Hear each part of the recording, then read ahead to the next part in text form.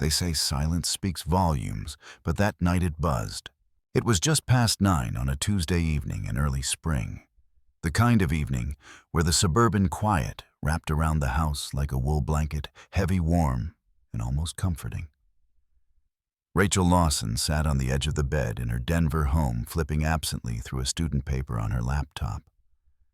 The glow from the screen casting a faint light on the soft gray comforter. The air was filled with the sound of running water. Her husband Derek was in the shower, steam rising behind the slightly ajar bathroom door. And then it happened. A ping, subtle, unapologetic. Rachel's eyes flicked to the nightstand where Derek's phone lay unattended. Its screen lit up briefly, then dimmed again. She might have ignored it. Should have. She was never the type to snoop. 17 years of marriage had taught her to respect space, if not out of trust, then out of habit. But something in that sound felt different. She stared at the phone heart, suddenly ticking louder than the faucet. Then, before she could talk herself down, she reached for it. The screen glowed to life. A single notification stared back at her. Lumiere. Reservation for 2 confirmed. Friday, 7:30 p.m. Window seat is requested. She'll love it. The words felt clinical. Deceit dressed in civility. Lumiere. Rachel blinked. That name. She and Derek had once talked about going there for their 10th anniversary, back when fancy dinners felt like milestones instead of obligations. They never made it. He said he had a conference. She said it was fine. Her thumb hovered. 4 digits. The passcode was still their wedding anniversary. She typed it in without thinking. The screen unlocked. And just like that, the dam broke. Message threads, photos, voice notes. Dozens of exchanges, laughing emojis, hearts, inside jokes. A picture of a wine glass with lipstick. A selfie of a blonde woman curled up next to Derek in a hotel room Rachel had never seen. Her name was Monica. Monica Tran, communications associate at his law firm. Rachel remembered her vaguely young, polished, eager. But what caught her breath wasn't just the intimacy. It was the familiarity. The comfort they shared.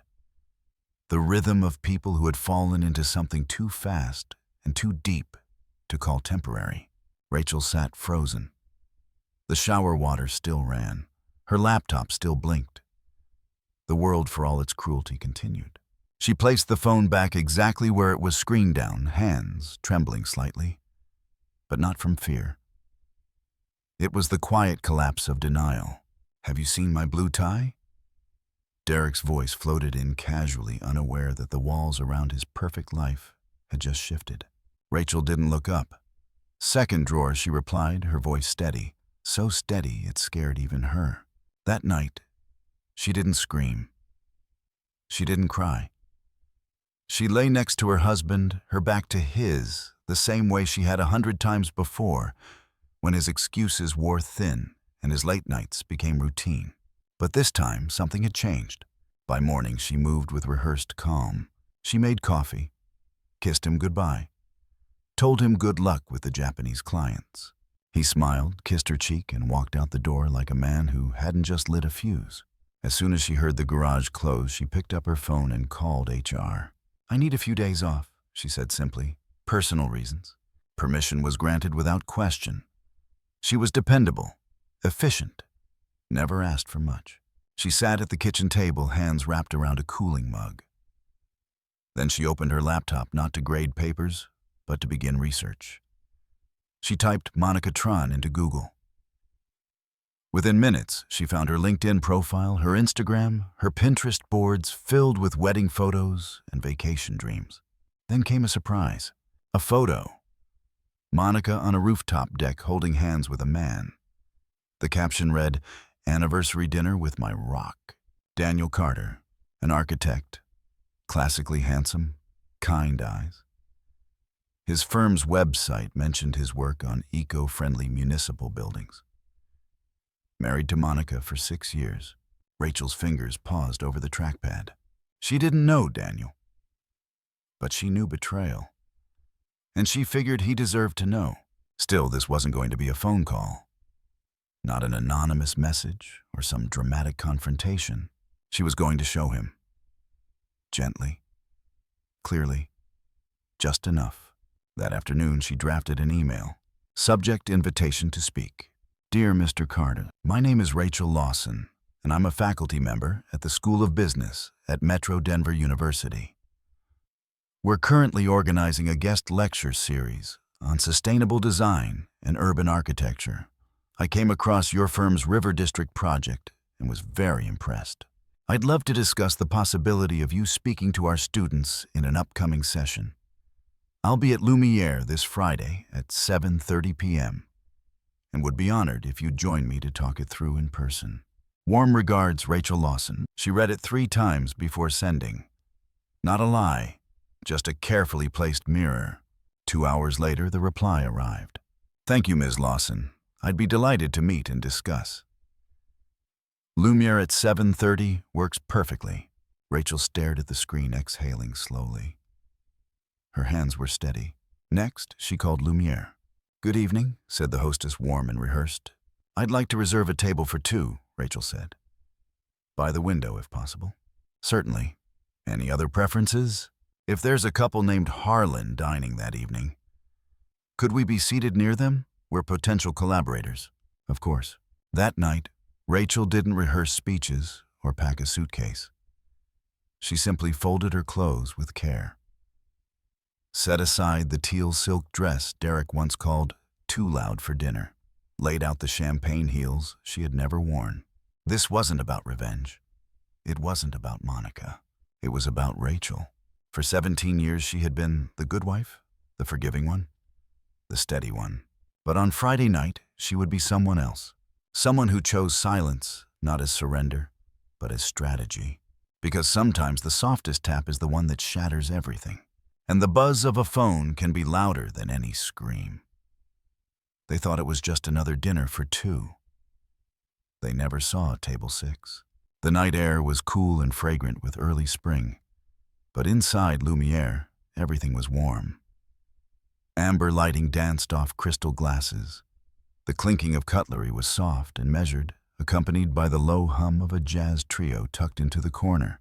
Rachel Lawson walked through the double-glass doors at 7:11 p.m., 19 minutes early. She was dressed in teal silk, the same dress Derek once dismissed as too loud for dinner, too noticeable. Tonight she wore it like armor. Her hair was swept into a low chignon, simple but elegant. The only jewelry she wore was a pair of pearl earrings her mother left her and a silver ring on her right hand, her left hand now conspicuously bare. The hostess smiled. Ms. Lawson, your table is ready. Rachel followed her through the maze of linen-draped tables, stopping at a small corner table with a clear view of the window seats, one of which had a small reservation card that read reserved for Harlan. Table 6. She sat legs crossed, hands resting gently in her lap, and ordered a martini. Dirty. Extra olives, she said softly. As the drink arrived, so did her guest. Ms. Lawson, a calm voice asked. Rachel looked up. Daniel Carter stood tall, dressed in a tailored navy suit. His eyes were kind, but something behind them suggested weariness. A quiet man used to building solid things, not breaking down lies. She stood and offered her hand. Daniel, thank you so much for coming. I hope the timing wasn't too tight. Not at all, he said with a warm smile. And please call me Daniel. They sat. Small talk flowed project management green. Architecture, the university student programs. Rachel listened attentively, her words steady, her eyes only occasionally drifting toward the entrance. Then at 7:32, the doors opened. There they were. Derek walked in first. Same gray blazer she bought for his last birthday. Monica followed closely, her hand looped through his arm. She wore red. Bold, sleek, unapologetic. They looked like a couple from a magazine until they weren't. Until Derek's eyes scanned the room and landed on table 6, on Rachel. He stopped mid-step. His hand dropped Monica's arm. His entire posture stiffened, like someone had just yanked the air out of the room. Monica, confused, followed his line of sight and froze. Rachel turned to Daniel, voice composed. "Would you excuse me for a moment? I just need the restroom." "Of course," he said, lifting his glass. Rachel stood, heels clicking across the wood floor like a metronome set to reckoning. She didn't rush. She didn't even glance at Derek. But as she rounded the corner toward the hallway, she saw Monica slip away from their table, following. Perfect. She waited, then turned slowly as Monica rounded the corner behind her. They stood face to face, alone. Monica's breath caught. "Rachel." Rachel didn't smile. "Your husband is sitting 10 steps away." Monica went pale. "Please, not here." "This isn't." Rachel tilted her head. "Why not? You chose here. Candlelight, linen napkins. Don't act like this was an accident." Monica looked down her red dress, now feeling too tight. "I didn't plan." Rachel cut her off gently. "No need. You already wrote your part in this." Then she turned, walked back to her table. Daniel looked up, concerned. "Everything all right?" Rachel gave a small nod, then looked over her shoulder. "Daniel," she said calmly, "would you mind joining me for a quick introduction?" He blinked. "Sure." They stood. Rachel led him across the dining room, past curious glances, past candlelight and murmurs, until they stopped right at Derek and Monica's table. Derek rose halfway, face ashen. Monica was already sitting, trembling slightly. Rachel didn't blink. "Daniel," she said, her voice cool, unshakable. "Meet my husband, Derek Harlan." Daniel's brows furrowed. "Your husband?" Rachel nodded. "And I believe you recognize your wife." Silence. The kind that stretches past discomfort into revelation. Monica's lips parted, but no sound came out. Derek looked like he was about to speak, but no words arrived. Daniel turned to Monica, confusion turning to horror. "You said you had a work dinner tonight." Rachel placed her hand gently on Daniel's arm. "Turns out it's all business, just not the kind they talk about in boardrooms." Gasps whispered from nearby tables. A waiter dropped a spoon. Still Rachel remained composed. No raised voice, no accusations. Just presence. Derek finally found his voice. "Rachel, this isn't..." She lifted her hand. "Don't. I read every message. I saw every photo. Save your energy." Monica began to cry. Real tears. Or maybe performative ones. It didn't matter now. Daniel took a slow step back. "You've been lying to me," he said softly, the words cracking like thin ice. "All this time." "I didn't mean," Monica choked out. Daniel looked at her like a stranger. "You didn't mean to get caught." Rachel touched Daniel's shoulder. "Let's go." They walked away together, leaving behind full wine glasses, red lips parted in shock, and a man who never thought he'd be seen. Back at table 6, Rachel sat down and exhaled, slow and deliberate. Daniel followed, then ran his hands through his hair. "I had no idea." "I didn't either." "Until I did," Rachel said softly. "And then I couldn't unknow." They sat for a long moment in silence. Then Rachel smiled. "You don't have to stay, Daniel. I understand if this was too much." But Daniel shook his head. "No, I want to sit, if that's all right." She nodded. They didn't talk much after that. But they didn't need to. Across the restaurant, Derek and Monica were silent, shaken, cornered by truth they could no longer contain. Rachel didn't look back. When the check came, Daniel reached for it. "Allow me," he said. She let him. As they walked out together, Rachel held her head high. No screaming, no slapping, no drama. Just truth. Because you don't have to scream to be heard. Sometimes presence alone is the loudest voice. They left no lipstick stain, no text, just a key. And it told me everything. It was Tuesday morning. 2 days had passed since Lumiere and the world had not ended. Not for me. The kitchen still smelled faintly of cinnamon and almond from the scones I baked the previous weekend. The floors were clean. My work laptop still sat on the dining table with unread student submissions blinking at me. To any outsider, everything looked intact, but I knew better. That morning I opened my handbag to grab my wallet just to order groceries. And that's when I knew. The key was gone. The spare key to my downtown condo, the one I bought before marriage and never moved out of officially. the one still in my name, alone. I kept the spare clip discreetly into a side pocket in my purse. I didn't carry it around for use, just for security for the part of me that always believed in preparing for what might come. Now it was missing. Not stolen in haste, removed silently, carefully. I stared at the now empty pocket for a long time. My mind rolled back to the previous week, Tuesday evening. Derek had brought me a bottle of wine. He had come home earlier than usual, with that forced smile that always tried too hard to say I still care. I think I grabbed the wrong bag from the back seat, he had said, handing me my purse. I hadn't questioned it. Back then, I was still Rachel Lawson, wife of 17 years, trying to believe I hadn't seen what I'd seen. Now I was Rachel Lawson, and I knew exactly what silence was trying to hide. I didn't yell. I didn't call him. Instead, I called Mark Hastings. "Rachel," he said, on the third ring. His voice always calm, always clipped. "What's going on?" "I believe my husband is trying to sell my condo without telling me," I said flatly, "and I think he has a key." There was a pause. No gasp, no dramatic response. Mark was a contract and real estate attorney, not a therapist. But he understood what I meant. "I'm freezing all possible transactions on that property," he said. "Immediately. Send me everything you have." I spent the next 3 hours scanning paperwork, my original purchase deed from 2008, the tax records, the utility bills, still in my name. Then I opened our shared Dropbox. Years of emails, payment records, bank transfers. Every piece of proof that this condo was mine had always been mine. And then it happened. An email pinged into my inbox. Subject: appointment, confirmation. Midtown showing from Monica Tran. Elevate Realty Group to Rachel Lawson. Date: March 21st, 11:34 a.m. Hi, Rachel. Just confirming our showing this Friday at 11:00 a.m. for the Midtown condo unit. Derek mentioned you might be unavailable, so he'll be handling the tour. Please let me know if you'd like to reschedule.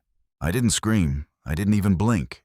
Instead, I clicked forward to Mark Hastings' subject. They're trying to sell it.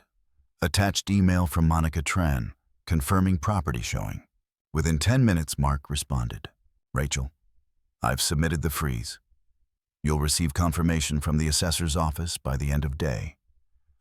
I also filed a cease and desist. Do not respond to Monica or Derek. All further communication will go through me. Good. That night, Derek came home whistling.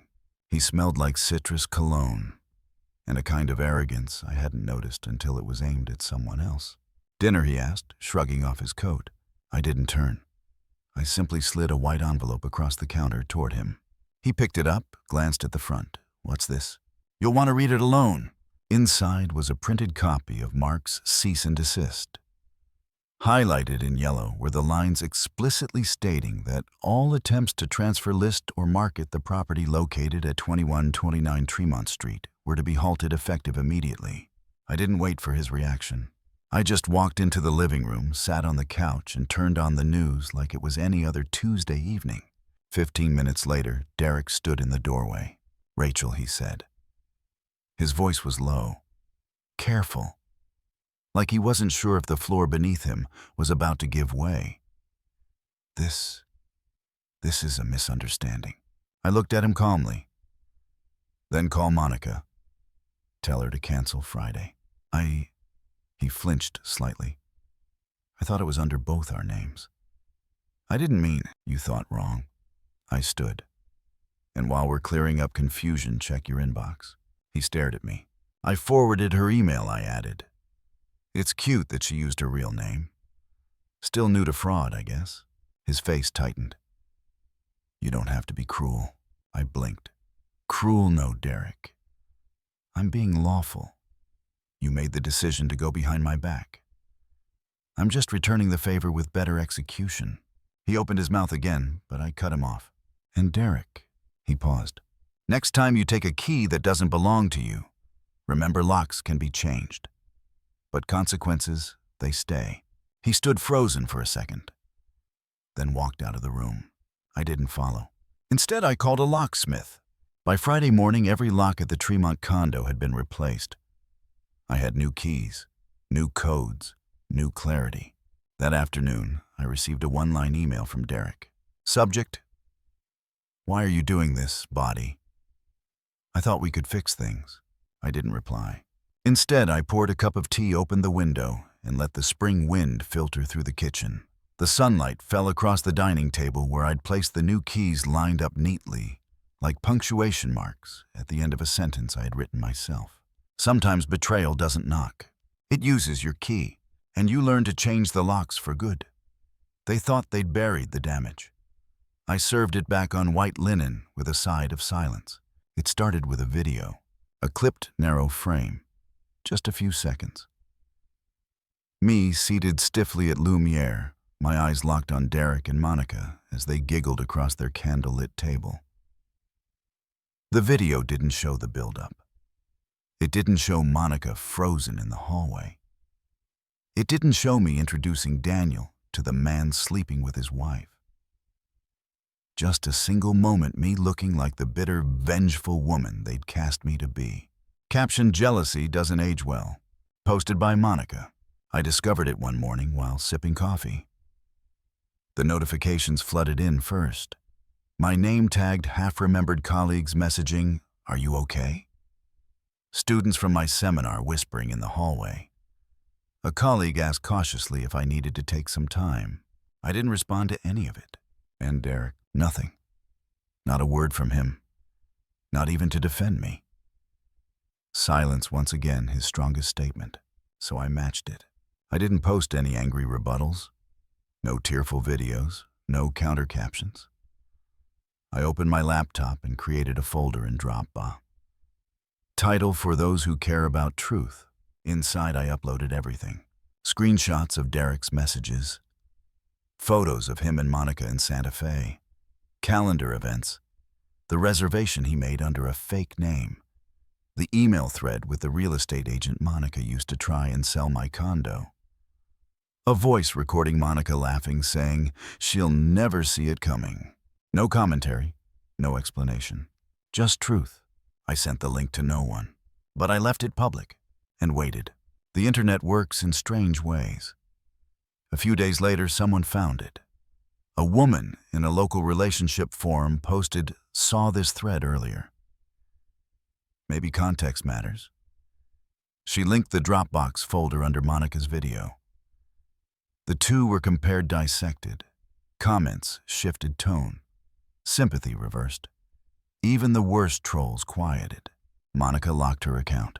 Derek's firm released a statement: "Mr. Harlan will be taking a leave of absence to address personal matters." I didn't smile. Not really. But the ache in my chest loosened. That weekend, I received an invitation to a formal dinner hosted by the university, a celebration of our graduating class, and guest speakers. I was slated to give closing remarks. The ballroom was elegant, familiar. Years ago, I had stood behind the podium, bright-eyed and certain of the future. This time, I wore a deep navy dress, minimal jewelry, no lipstick. I wasn't performing. At the reception, whispers followed me, some warm, some wary, and then I saw them. Derek standing near the bar, flanked by two junior partners. His eyes caught mine. He froze. Not a smirk, not a smolder. Just shame. And beside him alone, Monica, her usual poise gone. Hair duller, shoulders hunched. No one approached her. Even in a crowded room, she was an island. I nodded politely and walked past. Later during my speech, I spoke not of betrayal, but of rebuilding. Sometimes, I said, what looks like silence is actually strength preparing to speak, not in noise, not in rage, but in clarity. I looked up. Derek had his head down. Monica wasn't in the room anymore. Afterward, a colleague leaned in.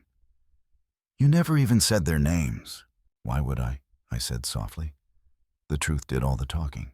That night I returned home, poured myself a glass of wine, and looked out at the lights of Denver from my apartment balcony. Not triumphant, not vindictive, just free. Betrayal had spoken first, but I chose the last word. and I said it with silence. The ballroom was awash in soft gold light, the kind that made crystal glasses shimmer and polished shoes glow. Rachel stood just inside the entrance, scanning the room with the quiet composure of someone who no longer needed to prove she belonged. A month had passed since the Dropbox folder, since the last lawyer email was sent, since the final shred of her marriage had been shredded with it. Tonight was not about Derek. It was about Professor Emery, the retiring department head, who once told Rachel, "Clarity is a form of courage." And tonight, Rachel embodied that truth. She wore a navy-wrapped dress that flowed around her like dusk. Her hair was pinned in a soft twist, pearl earrings dangling like punctuation. Beside her stood Ethan Carter, a subtle presence. He wasn't a shield or a statement.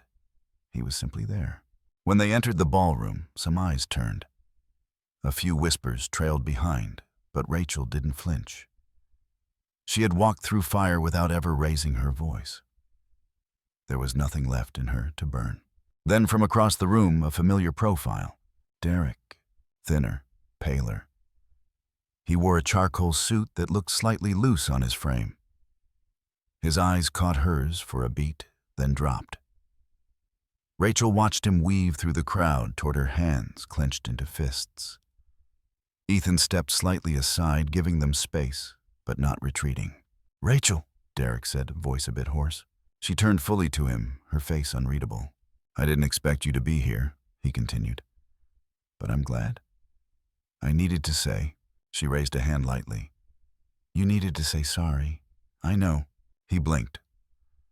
"I lost everything, Rachel. Monica left. The firm asked me to step away, temporarily.